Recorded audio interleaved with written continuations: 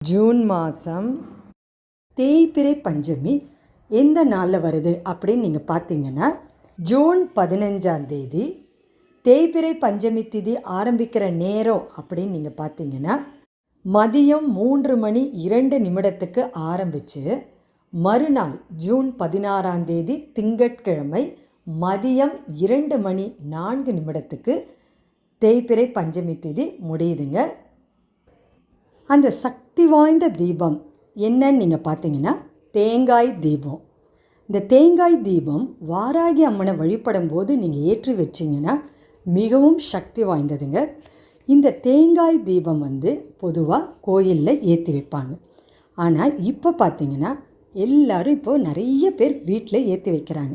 ஏன்னா வாராகி அம்மன் கோயில் நிறைய இடத்துல இருக்கிறதில்ல. வீட்டில் தேங்காய் தீபம் ஏற்றலாமா அப்படின்னு நீங்கள் கேட்டிங்கன்னா தாராளம்.